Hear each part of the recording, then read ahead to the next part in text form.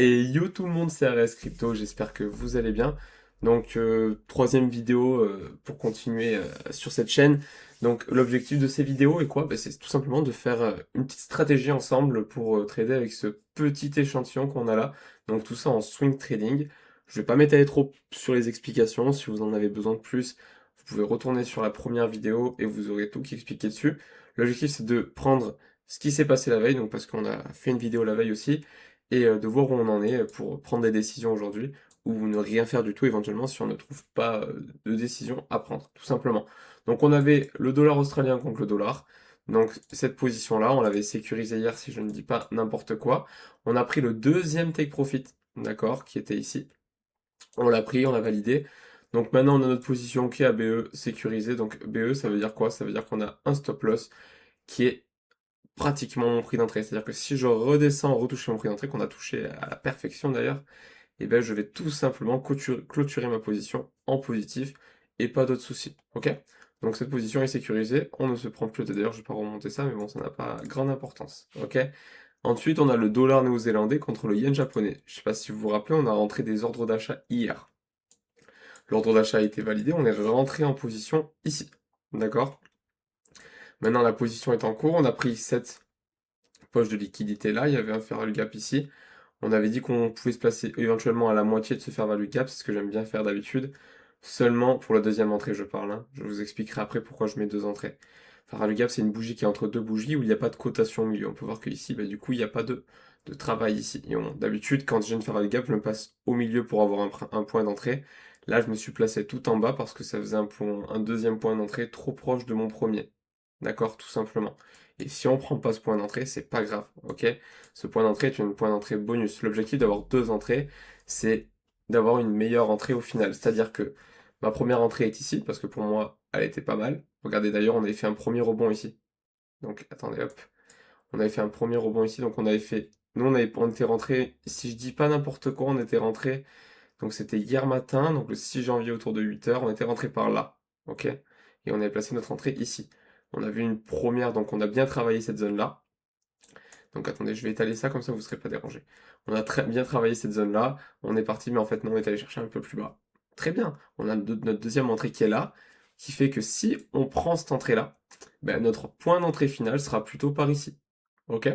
Ça fait que si on a une mèche un peu plus basse, au lieu que je me retrouve en négatif, négatif, ben, au contraire non, je vais augmenter ma position, d'accord? Et du coup, si j'ai un petit rebond, je serai en positif déjà peut-être à partir d'ici, au lieu d'attendre tout là-haut, d'accord? Et ça me laisse plus de temps pour manager ma position, voir si je la garde ou si je la clôture. Éventuellement, si j'ai une grosse bougie invalidante, une grosse bougie rouge, pardon, qui passe ici, ça peut m'arriver de rapprocher peut-être mon stop loss, chose que je ferai rarement quand même, hein, ou de stopper ma position. C'est des choses que je ferai très rarement, mais on peut avoir la situation où j'ai un stock RSI chargé, des divergences baissières, quelque chose comme ça qui m'indique que la position est morte. On a passé tous mes points de rebond. Je me dis bon, je clôture, on est tranquille, on passe à autre chose. Ok, des fois vaut mieux tourner une page pour en ouvrir une meilleure. Mais là, pour l'instant, ce n'est pas le cas et c'est pas ce que je prévois de faire, mais ça sera très rarement fait, vous allez le voir. L'objectif quand on trade comme ça, surtout que là on fait du swing trading, c'est du trading très long terme, on est très peu impacté par les petits moments de volatilité. Quand on fait du trading comme ça, c'est vraiment de se trouver un plan et de le suivre, ok? Bon, trêve de blabla, on a analysé nos deux positions en cours, pas grand chose à faire dessus, on va attendre simplement que les choses se fassent. On a l'euro GBP, comme d'hab, quand on prend une position, on prend toujours du recul d'abord, on cherche quelque chose qui est convergent, qui va dans notre sens. On l'avait vu hier parce que du coup, on a quelque chose qui peut m'indiquer que on a des chances d'avoir un rebond à la hausse, de repartir à la hausse, dans le sens où le stock RSI montre que l'on est chargé en bas. Le MACD est très bas. Ok, pour l'instant, pas de signe de changement de direction, mais par contre, on est au niveau de précédent plus bas. Ok, et le RSI tout court qui est très bas aussi. Ok, maintenant, ce qu'on va rechercher sur du court terme, euh, une raison d'avoir une inversion. On a un stock RSI chargé en haut, on a peut-être un MACD qui est en train de charger à la hausse, et on a MACD, c'est ce qui est au milieu, hein.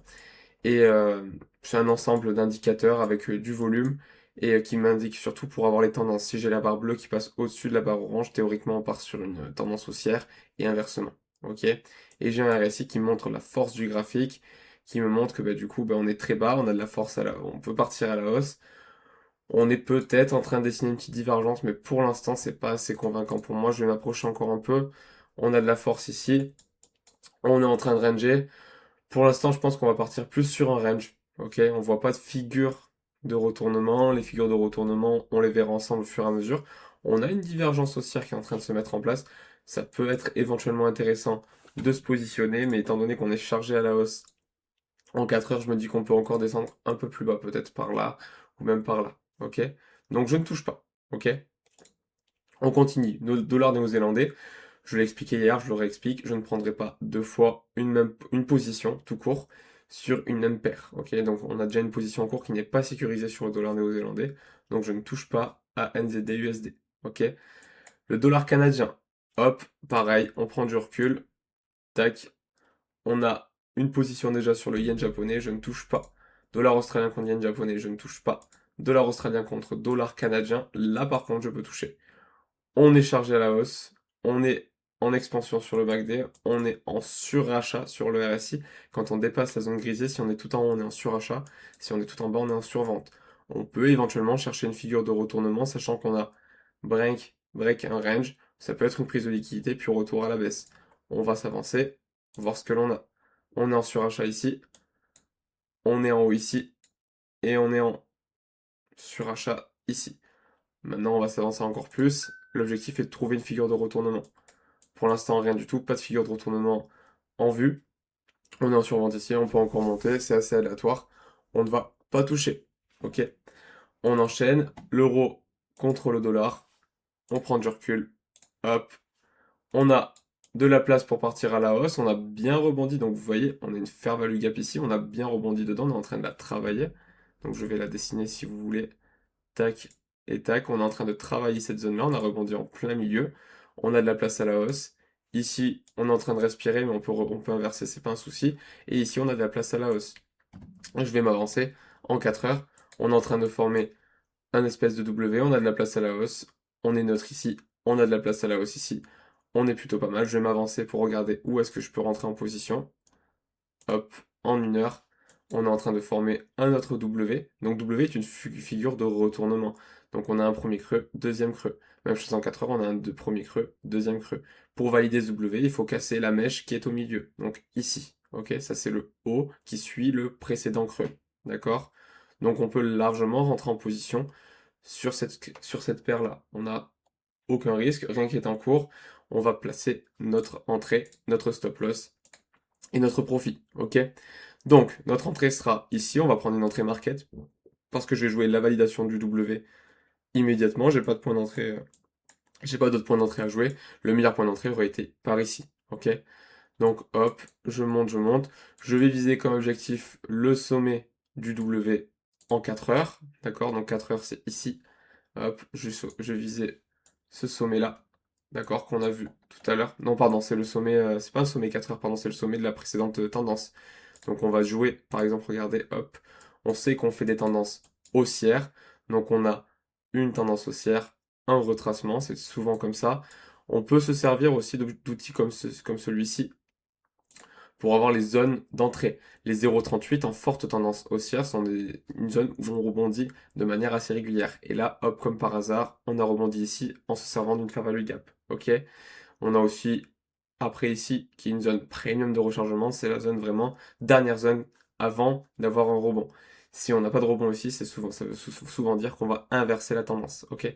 Mais moi, je me sers pas trop de cet outil, ça peut juste être une confirmation. Je sais que là, par exemple, mon point d'entrée est très correct, ok?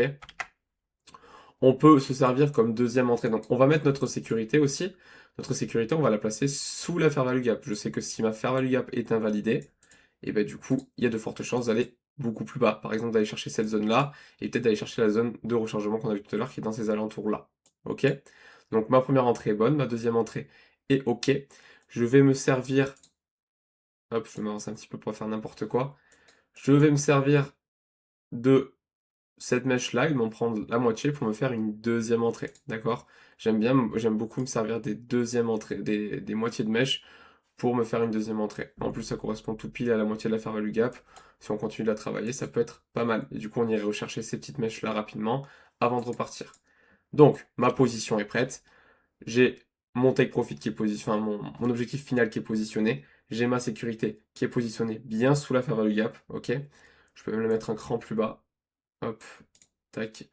Et j'ai mon ratio risque-récompense qui est bien au-dessus de 2. On visera toujours un ratio risque-récompense supérieur à 2, c'est-à-dire que je risque 1 pour gagner 2 fois ce que je mise, ok?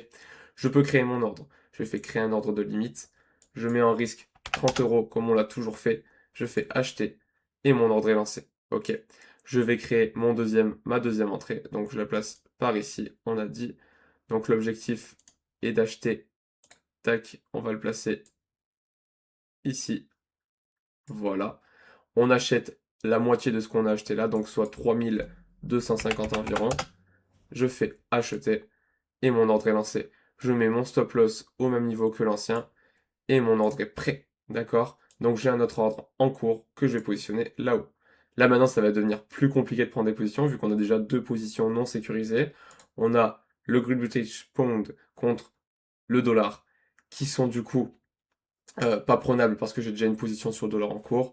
J'ai le dollar contre le dollar canadien, position déjà en cours, je ne le touche pas. Et l'euro contre le dollar canadien, position déjà en cours sur l'euro, donc je ne le touche pas. L'objectif est de refaire un point de main, de passer la journée tranquille et de faire un petit point de main sur les positions qui ont été prises et les positions qui sont déjà en cours. Si vous avez des questions en commentaire, etc., n'hésitez pas. Je fais des analyses comme ça de manière assez rapide. J'essaie d'expliquer au maximum. Peut-être que je manque certains points, peut-être que certaines choses ne sont pas claires. N'hésitez pas, si vous voulez voir d'autres paires, si vous avez des questions, si vous voulez que j'aille plus loin, si vous voulez que je fasse d'autres contenus, tout ça, ça sera possible de me le demander en commentaire. J'espère que la vidéo vous a plu, que vous avez pu me suivre. Je reste disponible. Je vous souhaite une très bonne journée et à très vite sur les graphiques.